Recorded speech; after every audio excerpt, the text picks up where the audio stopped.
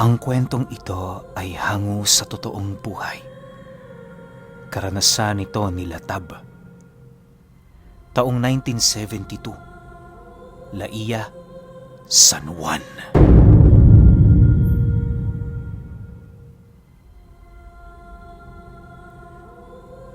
Itong mga panahong ito, nakatira sa barong-barong itong si Latab.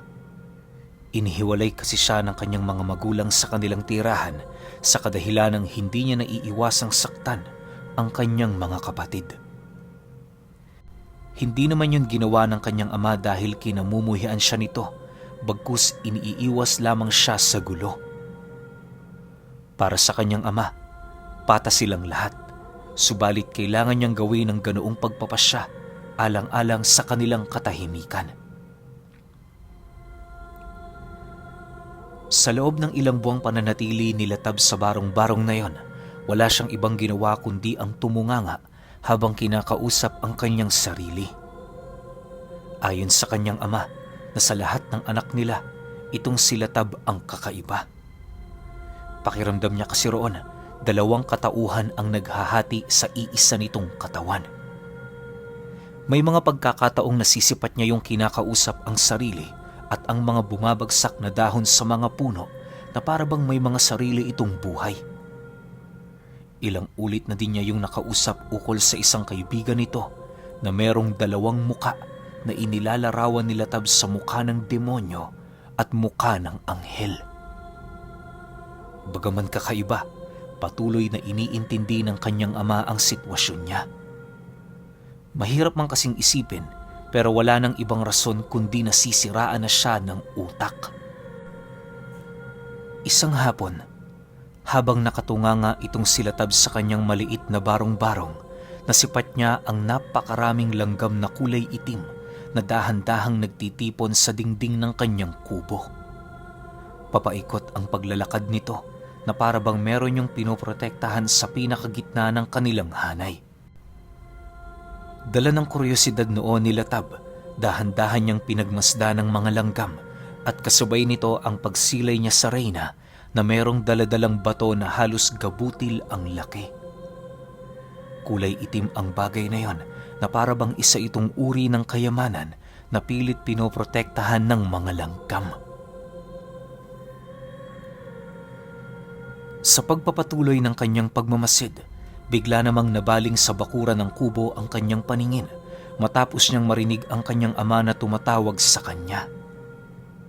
Medyo nag-aalangan pa siya noong lumabas, subalit alang-alang sa mga langgam na kanyang nakita, pinili niyang kaharapin ito sa bakuran ng kanyang kubo. Pagsilay naman ng kanyang ama sa kanyang tulalang naglalakad, napangisi lang naman ito habang nagwiwika ng, "Oh, Latab! Mabuti naman at lumalabas-labas ka na. Kumusta ka na, anak? Pasensya ka na, ha? 2 araw na kitang hindi nabibisita." Nang marinig naman niya ang sinabi nito, nagpatuloy lang naman siya sa kanyang paglalakad upang mailayo ng husto ang kanyang ama sa kubo. Pagdating nila noon sa isang lilim ng puno, mahinahong sumagot naman siya rito ng, "Ayos lang naman ako, tay. Kahit hindi niyo ako bisitahin, ayos lang. Sanay naman ako mag-isa. Buhay pa nga ang pamilya ko pero pakiramdam ko nag-iisa na lang ako." Matapos naman yung marinig ng kanyang ama, halos hindi naman yun makasagot sa mga katagang inilahad niya. Makalipas lamang ang ilang minuto, iniabot ng kanyang ama sa kanya ang isang supot na naglalaman ng pagkain niya. Niyakap din siya nito ng bahagya para naman kahit papaano maibsan ang nararamdaman niya. Sa pagpapatuloy ng kanilang pag-uusap, umikot ang kanilang paksa sa nilalang na palagi niyang nakikita. Sinagot naman ni Latab ang lahat ng katanungan nito para naman kahit papaano hindi na yon mangulit sa kanya. Alam naman kasi ni Latab na gabay niya ang nilalang na yon kung kaya't hindi siya doon nag-aalala. Ang medyo ikinakabahala lang niya ay ang kanyang pag-uugaling animoy paiba-iba. Nang mapag-alaman ng kanyang ama ang mga bagay na kinakailangan nitong malaman, Agad din naman itong nagpaalam. Alam na ni Latab kung para saan ang mga katanungan nito dahil sa minsan na din itong inilahad sa kanya ang pagpapatulong nito sa isang albularyo. Nang makaalis na ng tuluyan ng kanyang ama, dali-dali naman siyang bumalik sa kubo niya. Pagpasok niya roon, muling tumambad ang mga langgam na animoy mapupuno na ang kanyang dingding dahil sa dami. Hindi rin pangkaraniwan ang laki ng mga ito sa kadahilan ng halos triple ang laki ng mga nilalang na yon kung ikukumpara mo sa mga ordinaryong itim na langgam. Sa muling pagsilay niya sa reyna nito, narinig niya ang kanyang gabay na inuutusan siyang kunin ang batong tanga ng reyna. Nang marinig naman niya ang ipinapagawa nito sa kanya, hindi niya maiwasang mag-alangan gawa ng sa isip-isip niya papaano kung pagkumpulan siya ng napakaraming langgam. Halos ilang oras na din yung pinag-isipan hanggang sa dumating ang puntong nagpasya na siya na kunin ito. Bahala na, wala nang pakialam noon si Latab kung ano pa ang mangyari sa kanya. Minsan lang kasi mangyari ang ganoong kaganapan sa buhay niya kung kaya't ni katiting na pagdadalawang isip ay pinili niyang ikimkim.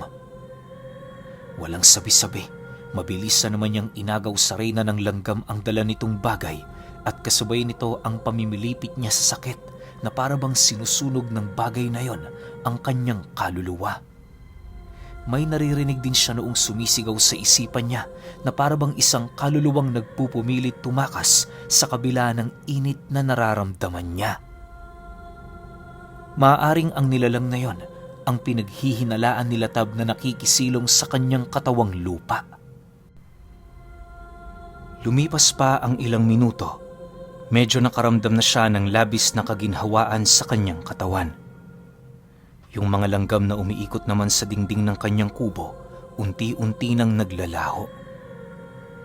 Hindi naman niya yun gaanong pinansin, gawa ng ayon sa kanyang gabay, kusa yung aalis sa oras na mawala ang tinatangan ng reyna nito. Sa pagpapatuloy ng kanilang pag-uusap, medyo napapansin na noon ni Latab na ang pagmumukha ng anghel ng kanyang gabay ay palagi niyang kausap. Yung isang wangis nito nananatiling tahimik at parabang ayaw nang makisawsaw sa mga bagay na kanilang tinatalakay. Maya-maya pa, nang manumbalik na ang lakas niya, halos hindi maiwasang matuwa noon ni Latab sa kadahilan ng pakiramdam niya napakaaliwalas ng kanyang katawan. Ramdam na din niyang siya na lamang ang nagmamay-ari nito, hindi kagaya noong dati na wala pa siyang tinatangang biyaya ng kalikasan. Makalipas lamang ang ilang linggo, napapansin na noon ni Latab ang dahan-dahang pag-iiba ng ugali niya. Minsan mas ninanais niya noong lumabas ng bahay niya para magtrabaho at makipagsalamuha. Upang hindi siya makita at pagdudahan ng kanyang mga kapatid at magulang, palagi niyang sinasaktong malayo ang mga ito sa kanyang tinitirhang kubo. Isang araw, habang nagpapahinga siya sa loob ng kanyang bahay, dumating ang kanyang amang panayang pagsisigaw sa pangalan niya. Pagpasok nito sa silid na kinaroroonan niya, dali-dali naman itong lumapit habang nagtatanong sa kanya ng, "Latab, magtapat ka nga. Palagi ka bang nasa baryo? Huwag mo akong paiikutin ha. Marami ang nakakakita sa'yo." Nang marinig naman ni Latab ang sinabi nito, mahinahon lang naman siyang napatitig sa kanyang ama habang sumasagot dito ng, "Bakit tay? Wala ba akong karapatang gumala? Tsaka, hindi rin naman ako nakatira sa poder nyo ah. Siguro naman, pwede ako magpasya ng pansarili kong kagustuhan." Dahil sa kanyang sinabi, mas lalo pang tumindi ang galit ng kanyang ama para sa kanya. Hindi niya mawari pero pakiramdam niya pinoprotektahan lamang siya nito. Sa pagpapatuloy ng kanilang pag-uusap, doon inilahad ng kanyang ama na hanggat maaari umiwas siya sa baryong pinupuntahan niya. Ayon kasi rito, Hindi mga ordinaryong tao ang naninirahan roon, kaya na may labis siyang nababahala sa mga panahong nagpapagala-gala doon sila Tab. Inaasahan kasi ng kanyang ama na hindi niya pa alam ang kanyang ginagawa dahil sa kanyang kondisyon. Dagdag pa nito na kapag ipinagpatuloy niya ang ganoong gawain, hindi maglalaon, malalagay lang siya sa alanganin. Matapos niyang marinig ang mga sinabi nito, doon niya tuluyang nakumpirma na ang baryo nila pugad ng mga manlalason at mga nilalang na kumakain ng karne ng tao. Kahit yung mga nakakausap niya sa lugar na yon, purong manlalason na tila bang naghihintay lamang ng pagkakataon na siya ay biktimahin. Bagaman mahirap yung paniwalaan, mariin itong inilahad ng kanyang ama sa kanya. Hindi yun umalis sa bahay niya nang hindi siya nangangako para lamang mapanatag ng husto ang kalooban nito. Nang mapagtanto nila Tab na totoo ang mga inilahad ng kanyang ama, doon na nabuo sa kanyang isipan ang isang nakakagulat na plano. Sa pagsapit ng hating gabi, habang kumakain siya ng hapunan, nasipat niya ang isang kumot na kulay itim na naroon sa gilid ng kanyang hinihigaan. Pagsipat niya sa bagay na yon, agad namang pumasok sa kanyang isipan na gawin yung isang kasuotan. Napag-isip-isip niya kasi na para malinis ang baryo nila sa mga ganoong uri ng mga nilalang, kinakailangan niyang gumawa ng hakbang. Isa din yung napakagandang pagkakataon para sa kanya upang masubukan ang mutya na tinatangan niya. Makalipas lamang ang ilang oras, na isakatuparan na nga nila Tab ang isang kasuotang kanyang gagamitin para magbigay ng takot sa mga manlalason at aswang. Sa pagsuot niya nito, dali-dali niyang itinago sa kanyang dila ang mutya ng langgam upang hindi ito basta-bastang mawala sa kanyang katawan. Kinuha niya rin sa loob ng kanyang silid ang isang kutsilyo na animoy wala ng talim dahil sa kalumaan nito. Sa pagbagtas niya ng daan, halos hindi naman maikubli nila Tab ang labis na kagalakan. Yung gabay niya panayang pagbubulong sa kanya ukol sa mga bagay na kinakailangan niyang malaman at gawin. Sa loob kasi ng ilang linggong pagsasanay niya sa poder nito, doon niya nalaman kung ano ang kahinaan at mga kalakasan ng mutya ng langgam. Paulit-ulit ding inilahad ng kanyang gabay sa kanya na di hamak na mas malakas sila tuwing gabi kumpara sa mga antingerong nagtatangan ng iba't ibang uri ng mutya. Makalipas lamang ang ilang minutong paglalakad, nadapo na nga sila sa baryo. Sa unang pagsilay niya rito, napansin niya ang katahimikan ng paligid na parabang ang karamihan sa mga nilalang na naroon ay mahimbing na nagpapahinga. Subalit maya-maya pa, bigla naman siyang napakubli sa isang kahoy nang masipat niya ang iilang mga panauhing hubot-hubad na mabilisang nananakbo sa sentro. Napakabilis ng paggalaw nito na halos hindi mo yun masisilayan kung hindi mo patatalasin ang iyong paningin. Dahil sa mga pangyayari, doon na niya tuluyang nakumpirma na totoo nga ang naging kwento ng kanyang ama sa kanya. Para magawa niyang mailigtas ang kanyang pamilya sa tiyak na panganib, alam nila Tab na yun lamang ang nag-iisang paraan para manatiling ligtas. Kahit alam niyang hindi naging maganda ang pakikitungo ng pamilya niya sa kanya, kahit papaano hindi niya pa rin maiwasang mabahala sa mga ito. Sa pagpapatuloy ng kanyang pagmamasid, doon niya nakita ang isang nilalang na nakabitin sa isang sanga ng puno. Malapit lang yun sa kanya, kaya ang ginawa niya, dahan-dahan niya yung nilapitan. Mariin niya ring ikinubli ang kanyang pang-amoy at presensya nang sa gayoy hindi siya basta-bastang mararamdaman ng nilalang hanggat hindi siya nito nakikita. Sa pagdating niya sa kinaroroonan nito, buong puwersa naman niyang ibinato dito ang tangan niyang kutsilyo at pagbagsak nito, agad naman niya yung sinunggaban habang walang habas na inuundaya ng saksak sa katawan. Para matakpan ang kanyang ginawang pagpatay, Ikinubli niya ang katawan nito sa mga talahib habang binabalutan ng usal. Matapos niya yung maisakatuparan, nagpatuloy ang kanyang paglilibot sa baryo at lahat ng mga aswang na kanyang nakikitang nag-iisa, walang habas niya yung pinapatay. Sa pagsapit ng 11:00 ng gabi, nang mapagtanto ni Latab ang pagbabalik ng mga nilalang sa lugar nila, pinili niyang kumubli para naman kahit papaano magawa niyang malaman ang pag-uusapan ng mga ito. Habang umiikot ang kanyang paningin sa paligid, napapansin niya ang iilan sa mga nilalang na parabang nagtataka dahil sa biglaang pagkawala ng mga miyembro nila. Ang kalahati ng grupo ng mga ito ay pinili na ding maghanap para lamang matagpuan ang mga nawawala nilang kasama. Subalit kahit saang lugar man sila pumaroon, tila bang naging imposible para sa kanila na mahanap ang mga nawawala. Dahil sa pangyayaring yon, marami ang naging usap-usapan ng mga aswang. Para hindi sila labis na mabahala, nagpasya ang mga ito na maghintay hanggang kinabukasan. Aminado rin kasi ang mga nilalang, hindi rin biro ang naging trabaho nila noong gabi dahil sa dami ng mga pagkain nilang nahuli. Matapos namang masilayan ni Latab ang paisa-isang pagpasok ng mga ito sa kanilang tahanan, doon na siya muling gumalaw. Hanggat maaari, pinipili niya ang mga tahanan ng mga aswang na merong konting miyembro nang sa gayoy madali niya yung mapaslang. Upang maisakatuparan niya ang kanyang plano nang hindi siya pinaghihinalaan o ang pagtataka ng mga ito sa sabay-sabay na pagkamatay ng mga aswang, nagpasya siyang basagin na lamang ang mga tinatangang bertud ng mga ito.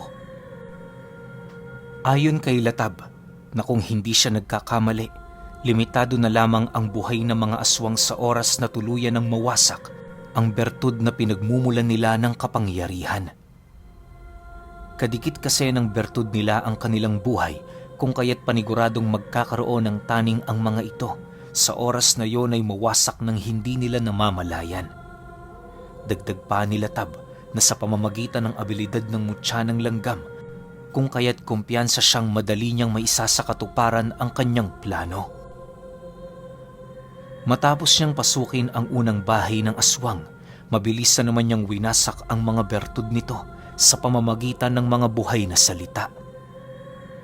Habang ginagawa niya ang bagay na yon, yung kanyang gabay naman ang nagsisilbing susi upang hindi basta-bastang magising at makaramdam ang mga nilalang. Halos inabot siya ng ilang oras bago niya tuluyang malipol ang mga ito na siya namang ikinatuwa niya kahit papaano. Nang maisakatuparan na niya ang kanyang binabalak, pinili niyang hanapin ang bahay ng taong nakakausap niya sa baryo upang bigyan din niyo ng leksyon. Sa pagpasok niya sa bahay nito, maigi siyang naghanap sa paligid ng mga bagay na maaaring magpatotoo sa pagiging isa nitong manlalason. Pagsipat ni Latab sa isang garapong may abong nakalitaw sa ibabaw nito, doon niya nakumpirma na isa nga yung manlalason. Ayon sa gabay niya, kalimitang nakukuha ang ganoong uri ng lason sa mundo ng mga engkanto. Hindi ito basta-bastang nakukuha ng mga ordinaryong manlalason kung wala silang kaibigang nilalang na kumukuha ng bagay na yon sa kabilang mundo. Dagdag pa nito na, napakamapanganib ng ganoong lason gawa ng kahit sino kayang-kaya nitong patayin. Naniniwala din ang kanyang gabay na isa ang nilalang na yon sa magiging mortal niyang kaaway kung bibigyan niya pa yon ng pagkakataon para mabuhay. Nang malaman naman ni Latab ang tungkol sa bagay na yon, hindi na siya nag-alangan pang kitila ng buhay ang taong naging kaibigan niya sa loob ng madaling panahon. Bagaman mahirap na pasya yun para sa kanya, pinili niyang yon ay isakatuparan alang-alang sa pamilya niya. Matapos niyang paslangin ng manlalason, minabuti na muna niyang umuwi sa kanyang barong-barong para magpahinga.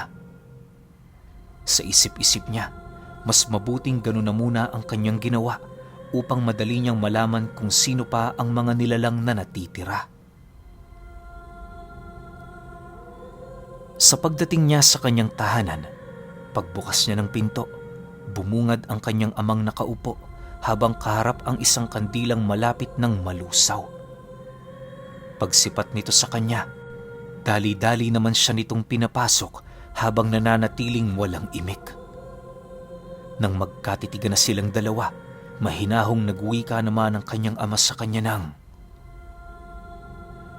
"Ilang linggo ko nang napapansin ang pag-iba ng aksyon mo. Noon pa man naghihinala na talaga ako na meron kang kakaibang bagay na ginagawa. Magmula noong nakita kita sa baryo, hindi na ako nagduda na meron kang tinatangang mutya. Natatangi ka, Latab. Yun ang dahilan kung bakit inilipat kita sa tirahang ito. Huwag ka sanang magalit sa desisyon namin ng nanay mo, dahil noon pa man, alam mo na kung para saan ang ginagawa namin ito." Nang marinig ito ni Latab, nanlumo lang naman siya habang unti-unting inaalala ang kanyang paghihirap sa bahay na yon. Kahit nasisiguro niyang alam niya ang rason, hindi pa rin niya maiwasang magtampo. Gawa ng buong buhay niya, hinangad niya ring makasama ang mga magulang niya. Sa pagtulo ng kanyang luha, agad naman siyang niyakap ng kanyang ama habang inilalahad sa kanya na magmula sa gabing yon, maaari na siyang bumalik sa kanilang tahanan. Hindi naman noon tumutol si Latab sa kadahilanang alam niyang yun din ang nais niyang mangyari noon pa man. Matapos nilang mapagkasunduan ang kanyang paglipat, paisa-isa naman niyang isinaayos ang kanyang mga gamit. Yung suot-suot niya noong talukbong, maigi niyang iniligpit para naman sa mga susunod niyang misyon, magagawa niya pa yung magamit. Bago pa man sumapit ang 3:00 ng umaga, sa kauna-unahang pagkakataon, nagawa niya ring muling makatungtong sa silid ng mga magulang niya. Kinaumagahan, habang nagkakape sila kasama ng kanyang mga kapatid, agad namang bumungad sa kanila ang isang balita ukol sa pagkawala ng iilan nilang mga kababaryo. Hindi naman nila yun binigyan ng pansin, gawa ng alam nila kung ano ang nangyari noong nagdaang gabi. Lumipas pa ang mga araw, ganon at ganon ang ginawa ni Latab sa kanilang lugar. Habang patuloy siyang nagbibigay ng takot sa mga nilalang, unti-unti namang gumiginhawa ang buhay ng mga ordinaryo niyang kababaryo na nakikipaglaban ng patas.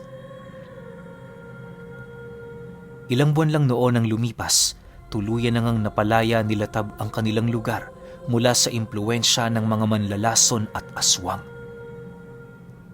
Bagaman marami siyang pinagdaan ng hirap at pagtitiis, kahit papaano masaya naman siya dahil sa bunga ng kanyang sakripisyo. Hindi na rin siya noon nababahala sa tuwing nagpapaalam ang mga kapatid niya patungo sa baryo dahil alam niya sa kanyang sarili na wala siya doong dapat pang ikatakot. Sa paglipas ng mga taon, naging ganap na manggagamot itong si Latab.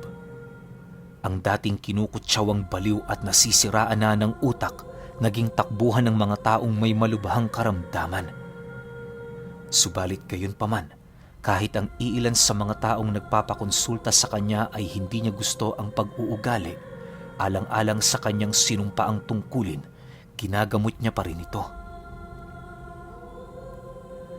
Nang tumanda na ng husto itong si Latab, minabuti niyang humiwalay na sa puder ng kanyang mga magulang para magtayo ng kanyang sariling tahanan. Naging magaan din naman noon ang kanilang pamumuhay dahil na rin sa mutya niyang tinatangan. Sa pagkamatay ng kanilang ina, labis-labis naman ang kanilang pagluluksa. Gawa ng hindi nila maisip ang buhay na wala ang kanilang mga magulang. Masakit man yun para sa kanila, kinakailangan nilang magpatuloy alang-alang sa mga taong umaasa sa kanilang lakas.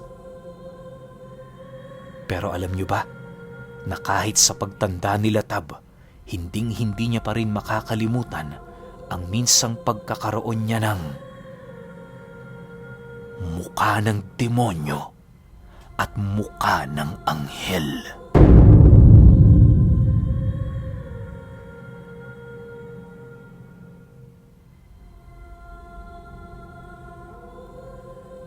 Okay, opinyon ko sa kwento.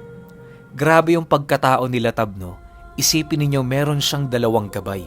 Hindi lang natin talaga masasabi kung talaga bang anghel yun o demonyo. Pero matik, panig yun ng kaliwa at kanan. Ang kaso nga lang dito kay Latab, mas sinunod niya yung kanan eh. Kaya napunta sa kanya yung mutya ng reyna ng mga langgam. Alam nyo ba, sobrang lakas ng mutya na yan. Pero base sa pagkakaalam ko, yung mutya ng reyna ng mga langgam, itlog yan eh. Itlog ng reyna ng mga langgam, something. Napakagandang gamitin ito sa negosyo. Lalo na kapag yung negosyo nyo ay agriculture. Yung may kinalaman sa mga lupa. Yan, tulad ng mga maisan, bigasan, tubuhan o kung ano man. Basta may kinalaman doon, sobrang epektibo niyang itlog ng reyna ng mga langgam. Kasi binabaon yan sa pinakagitna ng lupain ninyo. Tas hayaan nyo lang yan doon. Matik magiging masagana talaga yung negosyo ninyo. Kasi may mga ilang tao na rin tayo nakausap na nagtatangan yan. Hindi ko alam na pwede pala siyang gamitin pang kombate. Pero yung panglayo sa mga nasa kaliwa, proven naman na yun. Kasi pansinin nyo yung kwento nila Tab, na wala na yung demonyo eh. 'Di ba? Ang natira na lang yung anghel, tas tinuturuan siya kung paano gagamitin ng tama yung mutya at kung ano yung mga dapat niyang gawing tama. 'Di ba? Kaya sobrang ganda ng kwento na to. Pero kayo, kung may opinion kayo sa kwentong ito, comment nyo lang sa baba. Yun lang. Hanggang sa susunod na kwento. Salamat.